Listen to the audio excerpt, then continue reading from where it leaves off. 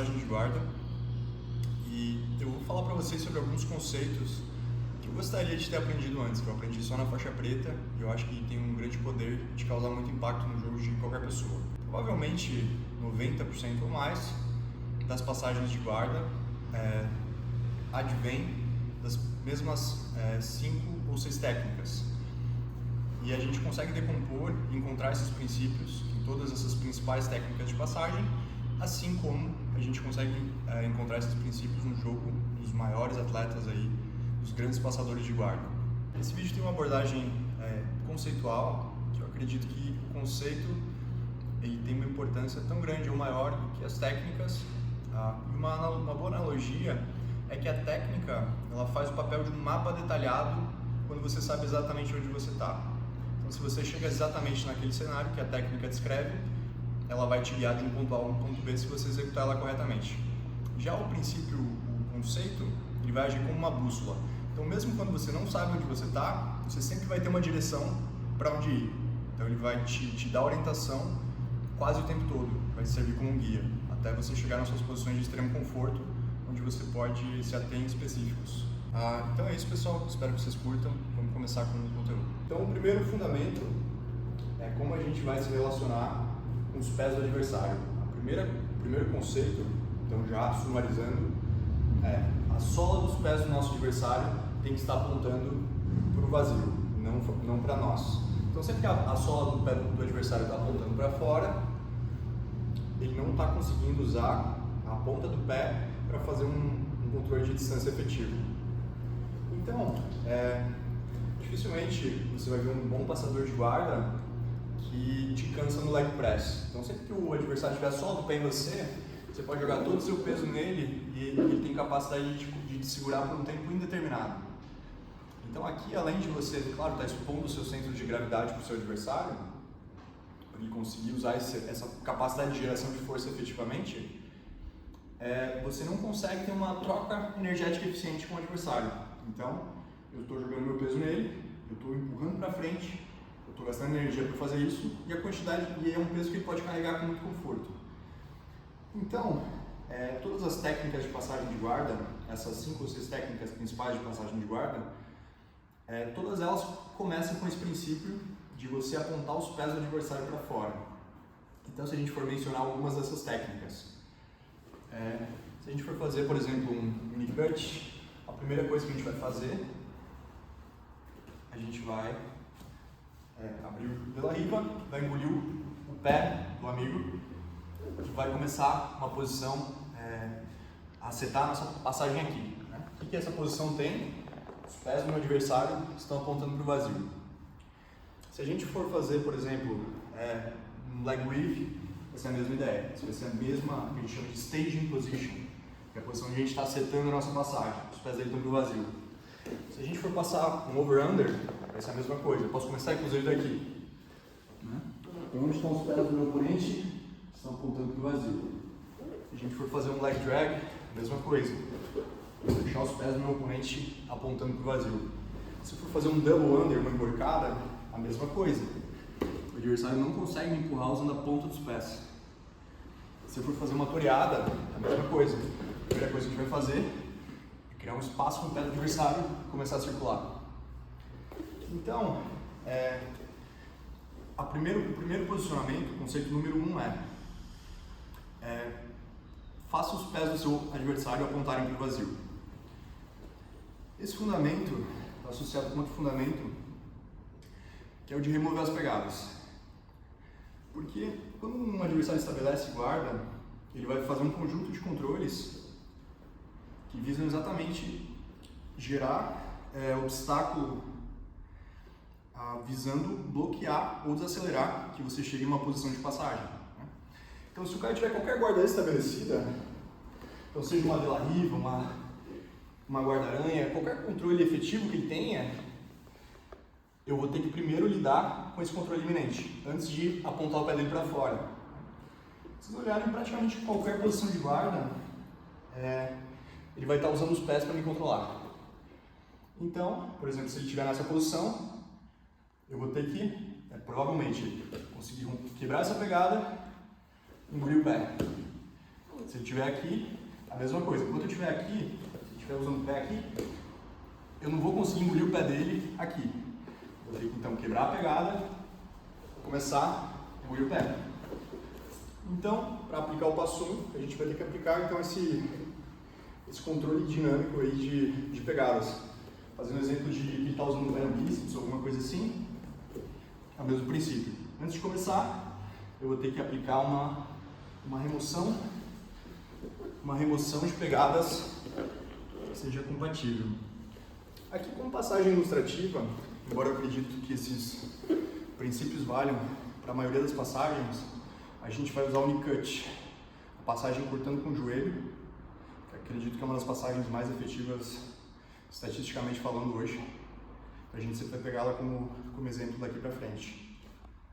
O ponto número 2 é sobre como a gente vai então usar essa vantagem que a gente ganhou de remover os pés do adversário da equação. O objetivo disso, uma vez que você conseguiu então remover os pés, você removeu as pegadas do oponente e conseguiu tirar os pés do caminho, o objetivo principal disso é você gerar uma troca eficiente de energia. Então, se você está jogando xadrez, numa situação tudo mais constante, se você trocar um peão por um peão, você não avança, né? Então, não adianta você fazer força no adversário e fazer força de volta e vocês fazerem uma troca igual.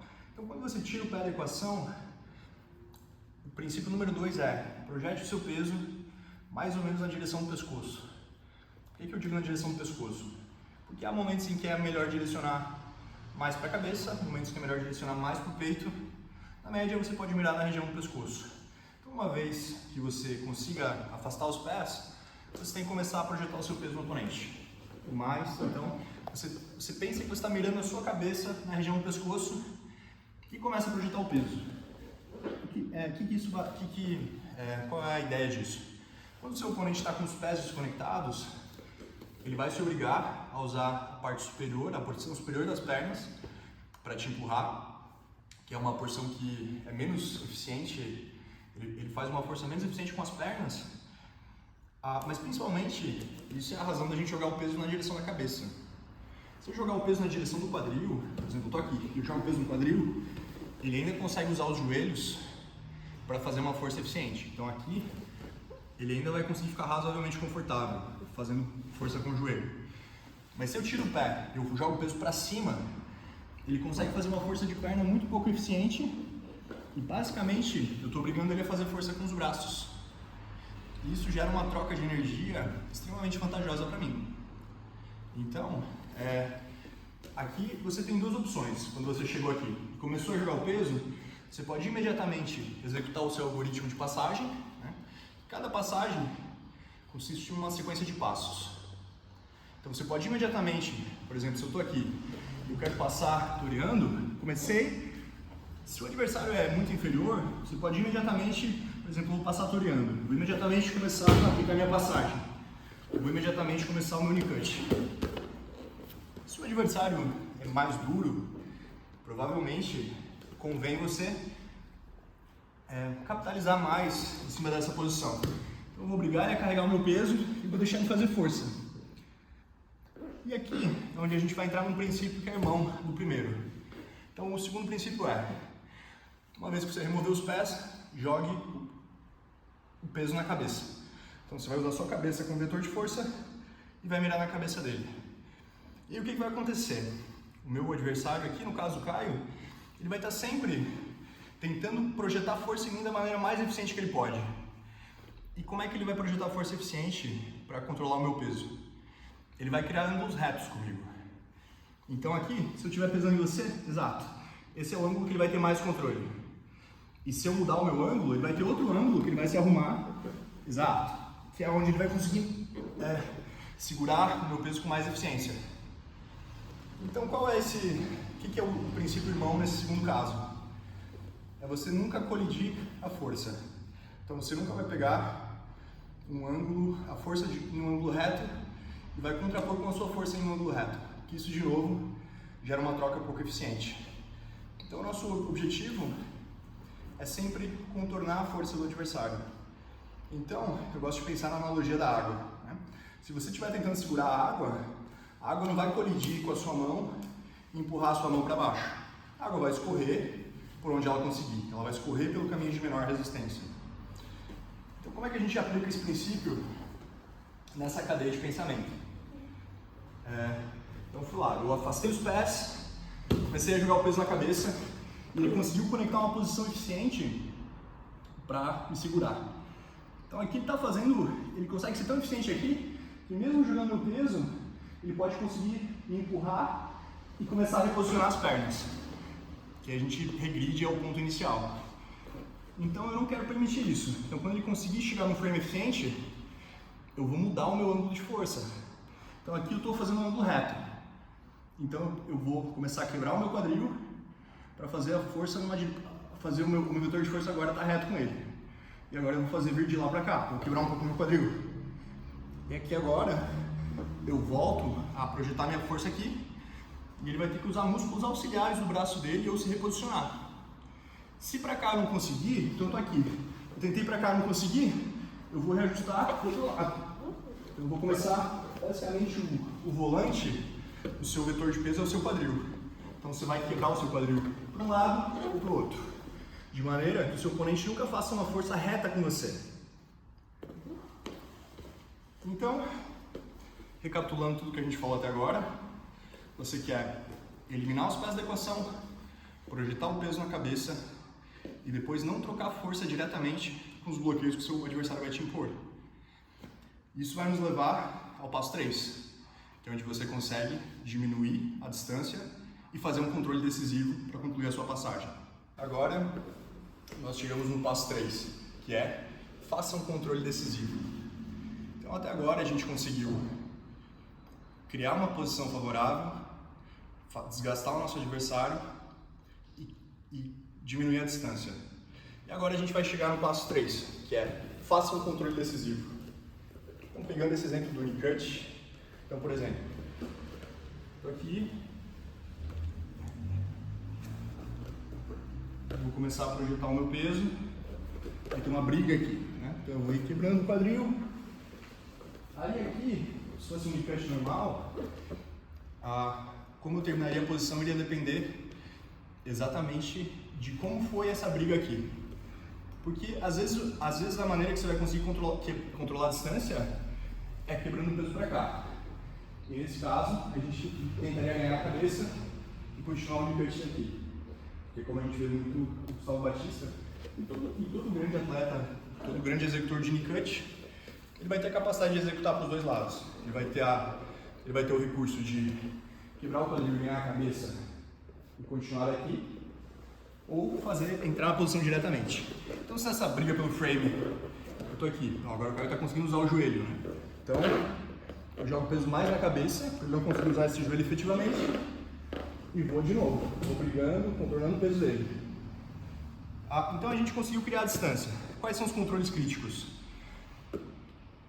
Você conseguir abraçar ou a cabeça ou abraçar a esgrima. A esgrima, ela é muito poderosa, ela te dá uma série de efeitos. A primeira coisa, ela te conecta no corpo do seu oponente. Então o que acontece, por exemplo, se eu quiser me puxar usando meu próprio kimono? Eu vou estar fazendo peso no meu próprio tronco, então eu vou ter que me carregar para depois conseguir executar o movimento.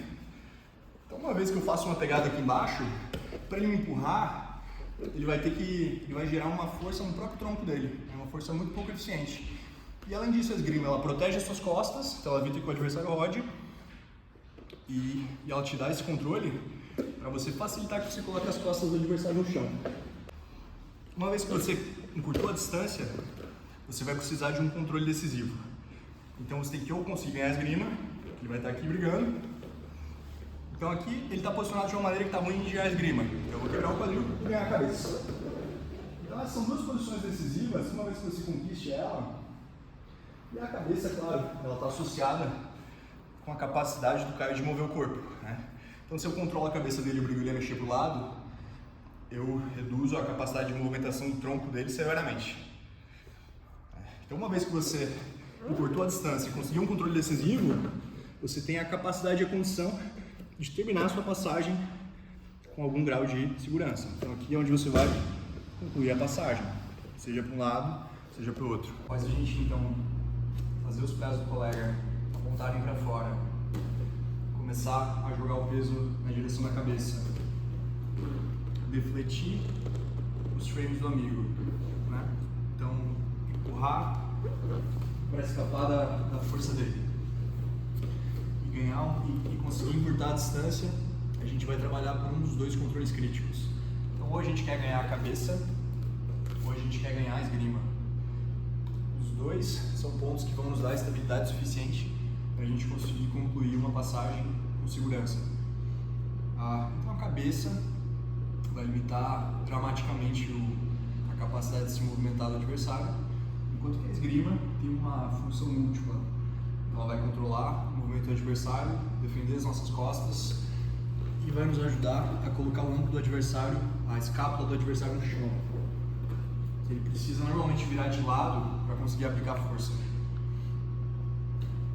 Então um ponto de atenção aqui é que sempre que a gente está então fazendo essa dinâmica de desgastar o nosso oponente e ao mesmo tempo avançar a posição. Só que sempre que a gente estiver num momento crítico, quando a gente estiver na iminência de ganhar uma posição boa, um bom adversário, vai ser exatamente a hora que ele vai brigar, que ele vai fazer força. Então, por exemplo, estou aqui, estou pesando, ganhei a esgrima, aqui vai ser a hora que o adversário, se ele for sagaz, ele vai entrar em modo desespero e vai começar a supinar, tentar virar de 4 apoios, aqui onde ele vai entrar em modo desespero para fazer alguma coisa, a tentar me capotar, né? Então, sempre que você estiver numa transição crítica, tenta antecipar. Você sabe que o adversário vai explodir. O que você faz é tentar antecipar em que momento, né? Então, por exemplo, ganhei a esgrima, às vezes eu já começo a abrir a mão, antecipando que o adversário vai tentar me supinar para lá. Eu já vou antecipando esse movimento do adversário.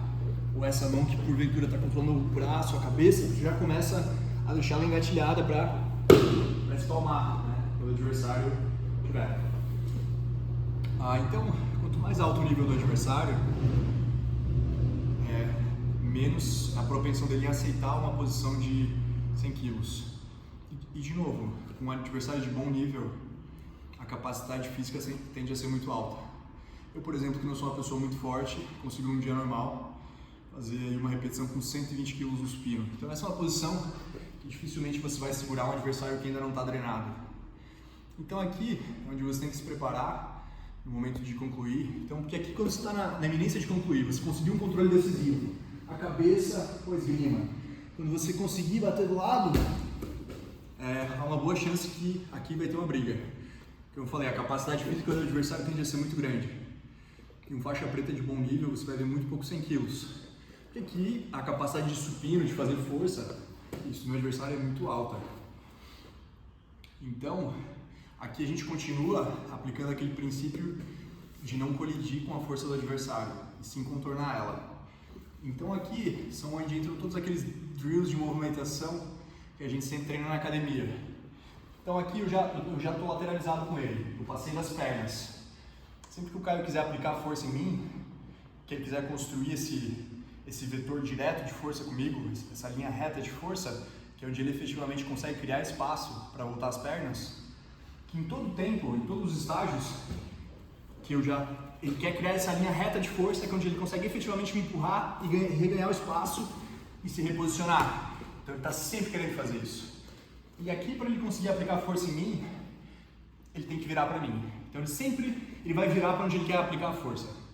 E aí entra toda aquela dinâmica de drills de academia, que você faz para, ao invés de ter que trocar força com ele aqui e virar uma guerra, né? Onde você pode, por exemplo, circular ele, então ele está aplicando força para cá, mudo para cá. Ele vai aplicar força de novo, eu vou rodar para as costas. Ele vai aplicar força de novo, né?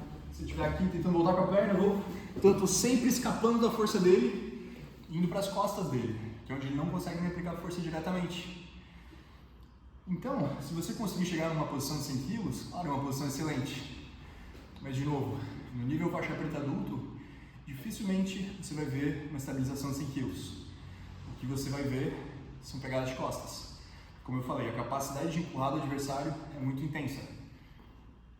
E E o que ele vai fazer é deliberadamente expor as costas para não dar passagem, né? Então ele está aqui, ele vai empurrar, você vai ter que trabalhar, e eventualmente você vai ter que então tá pronto para encadear a sua passagem numa pegada de costas. Então, para a gente amarrar então o que a gente construiu com 3 princípios aí. O princípio número 1. Princípio número 1. Estourar os controles críticos do oponente e fazer o pé apontar para fora. Posição número 2. Miro o peso uso o vetor de força com a minha cabeça e tento jogar o peso lá no queixo dele. E aqui, para fazer isso efetivamente, eu posso movimentar o meu talher para mudar o meu ângulo para conseguir encurtar a distância. Encurtei a distância, eu vou conseguir um controle crítico, que é ou ganhar uma esgrima ou ganhar a cabeça. Aqui, eu vou concluir a minha passagem e vou me preparar para as pontas que ele vai fazer quando eu estiver estabilizando. Eu vou me preparar para que ele vai origar e vou me preparar para continuar desviando da força dele. Então aqui ele vai começar a tentar voltar a perna. Essa é a hora que você tem que estar pronto para sempre estar fugindo da força do oponente. Então volta por cima, tenta segurar a cabeça. Então aqui você vai ter essa guerra, onde se você puder você vai atacar as costas, que é onde o adversário não consegue mais projetar a força diretamente para você. Então, uma finalização, esses são entendimentos que eu gostaria que eu tivesse tido antes da faixa preta, e depois que eu entendi isso, eu entendi estudando grandes passadores de guarda. Então eu estudei os DVDs de passagem do John Danaher, eu entendi esses princípios da importância dos pés, estudei muito o Mestre Barbosa, de onde eu estudei esse princípio de que estava fundamental. O Mestre Barbosa tem um sistema de passagem de meia guarda, e eu consegui extrair onde ele direcionava o peso, porque estudei alguns bons passadores que treinam comigo também, e eu consegui com o tempo extrair esses princípios, que hoje em dia servem como uma grande bússola no meu jogo. Eu espero que possa ajudar também o jogo de vocês. Então, espero que vocês tenham curtido. Muito obrigado, pessoal.